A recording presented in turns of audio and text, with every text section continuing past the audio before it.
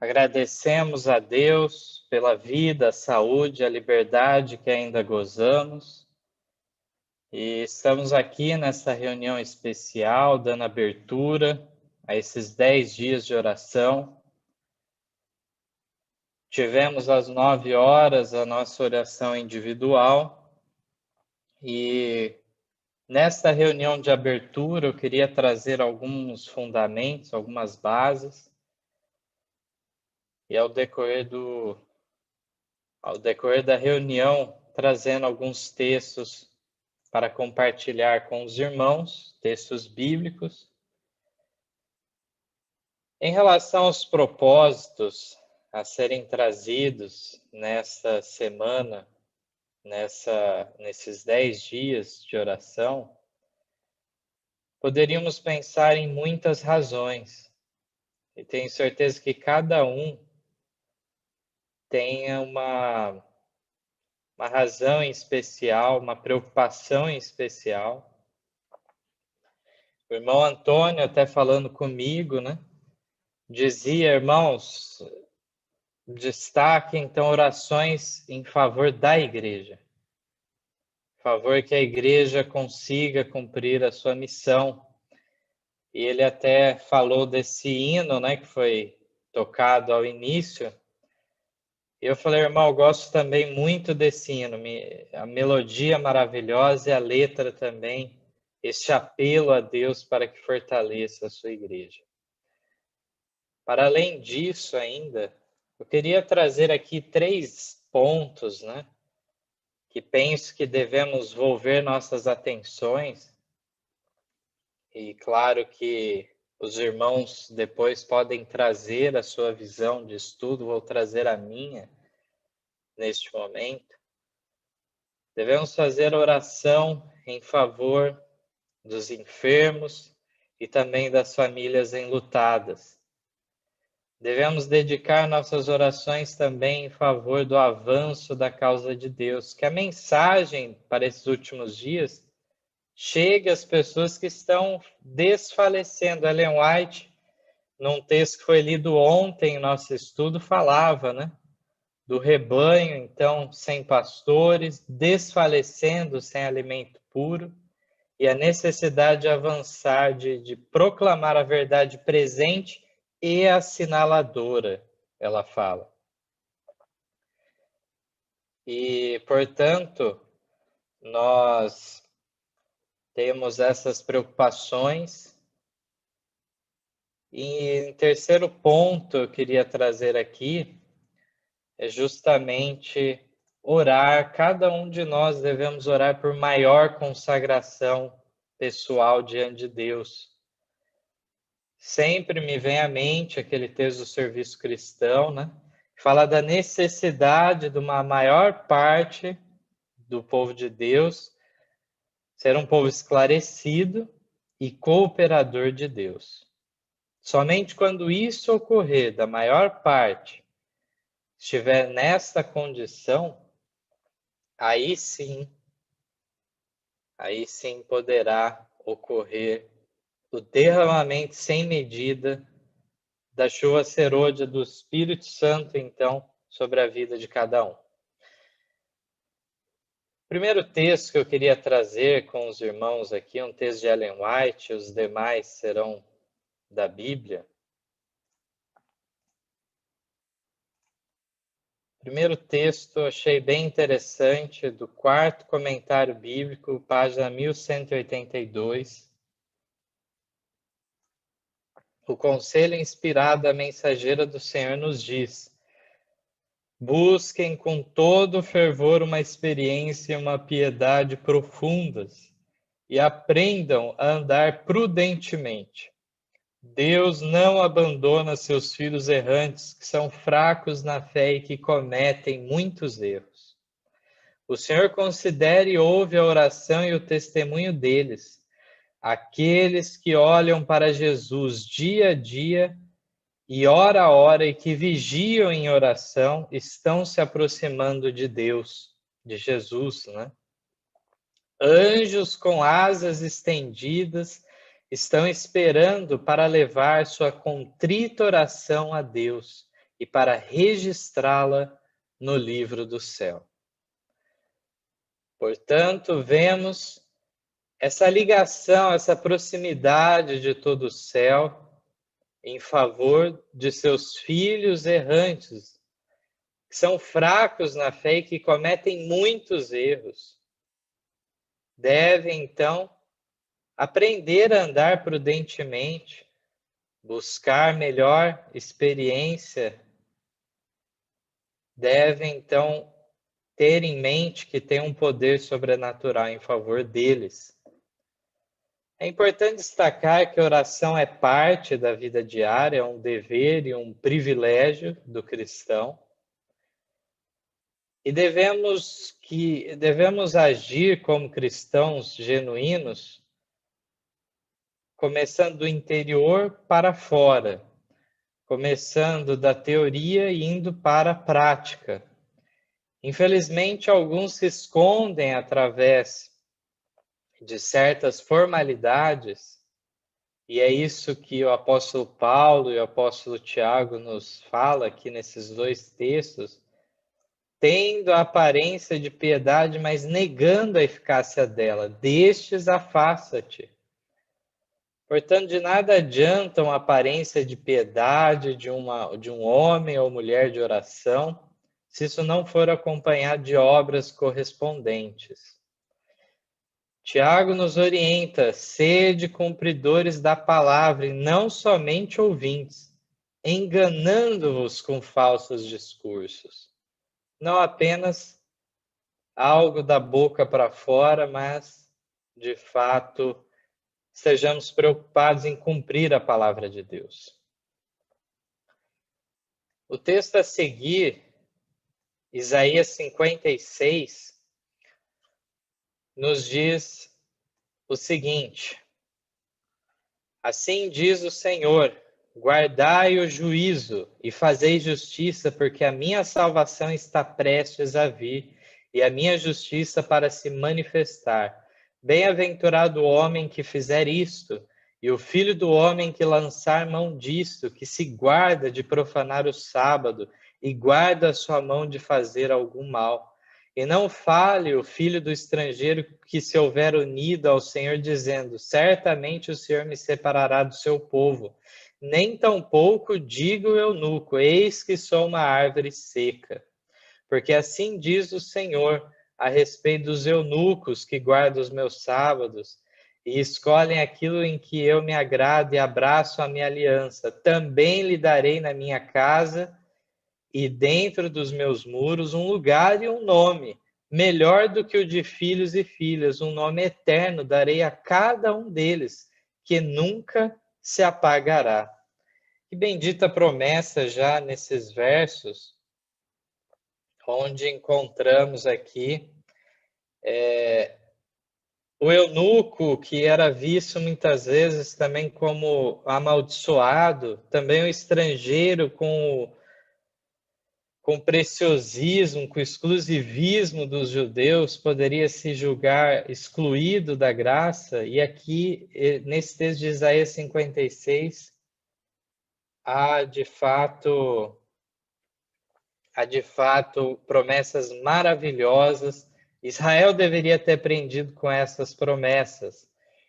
E vamos mais adiante, agora os versos 6 e 7 concluem dizendo assim: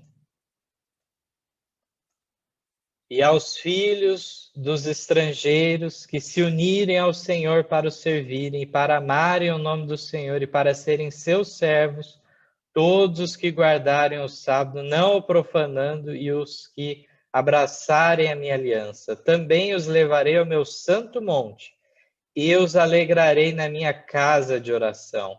Os seus holocaustos e os seus sacrifícios serão aceitos no meu altar, porque a minha casa será chamada casa de oração para todos os povos. Que bendita promessa, o vislumbre do Evangelho alcançando a todas as nações, povos, línguas, tribos. Romanos 8, os versos 25 a 28. Mas se esperamos o que não vemos, com paciência o esperamos. E da mesma maneira também o Espírito ajuda as nossas fraquezas, porque não sabemos o que havemos de pedir como convém, mas o mesmo Espírito intercede por nós com gemidos inexprimíveis. Aqui já temos um texto em relação justamente à divindade, à personalidade do Espírito Santo. Vemos então que o Espírito nos ajuda em nossas fraquezas, porque não sabemos o que havemos de pedir como convém, mas o mesmo Espírito intercede por nós com gemidos inexprimíveis. E aí o verso 27 nos diz: e aquele que examina os corações sabe qual é a intenção do Espírito, e é ele que, segundo Deus, intercede pelos santos. E sabemos que todas as coisas contribuem juntamente para o bem daqueles que amam a Deus, daqueles que são chamados segundo o seu propósito.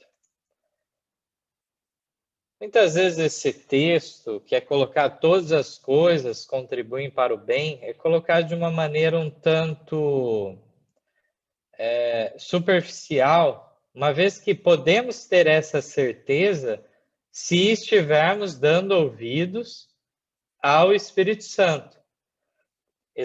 Examinar o nosso coração, o Espírito Santo nos trabalhará conosco através de nossa consciência, quer nos acusando, quer nos defendendo, e deste modo, então, se estivermos seguindo a guia do Espírito Santo, todas as coisas contribuirão para o bem daqueles que amam a Deus.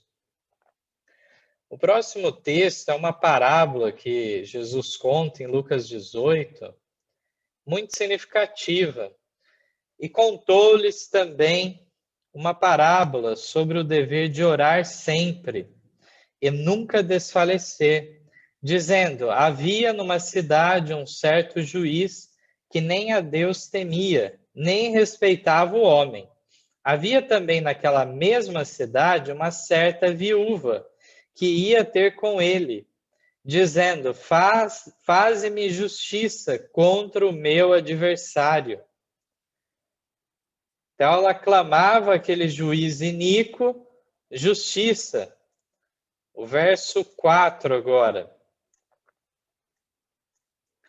E por algum tempo não quis atendê-la, o juiz iníquo não quis atendê-la, mas depois disse consigo mesmo: ainda que não tema a Deus nem respeite os homens, todavia, como esta viúva me molesta, hei de fazer-lhe justiça, para que enfim não volte e me importune muito. E disse o Senhor: ouvi o que diz o injusto juiz, e Deus não fará justiça aos seus escolhidos que clamam a ele de dia e de noite, ainda que tardio para com eles? Digo-vos que depressa lhes fará justiça. Quando, porém, vier o Filho do Homem, porventura achará fé na terra? Então, nesse texto, Jesus não teve receio de fazer uma comparação tanto dura, né? Aqui, claro que Deus não é um juiz iníquo, ele é muito melhor que aquele juiz, mas sabe que mesmo aquele juiz iníquo, num raciocínio aqui pragmático, ele resolve, então, resolver a questão da viúva, porque ela tinha lhe importunado muito. Quanto mais, então, nosso Pai Celestial procurará responder os nossos casos. Poderá parecer para nós que ele é tardio em responder, em fazer justiça. Porém, é dito no final que depressa lhes fará justiça. Mas muitas vezes a falha está o quê? Não está no elemento divino, mas no humano. Por isso que finaliza dizendo: quando, porém, vier o Filho do Homem, porventura achará fé na terra? Essa que é a grande dificuldade. Em Colossenses, capítulo 3, os versos 13 a 17, nos declaram: suportando-vos uns aos outros e perdoando-vos uns aos outros. Se alguém tiver queixa contra o outro, assim como Cristo vos perdoou, assim fazei vós também. E sobre tudo isso, revesti-vos de amor, que é o vínculo da perfeição. E a paz de Deus, para a qual também fostes chamados em um corpo, domine em vossos corações e sede agradecidos.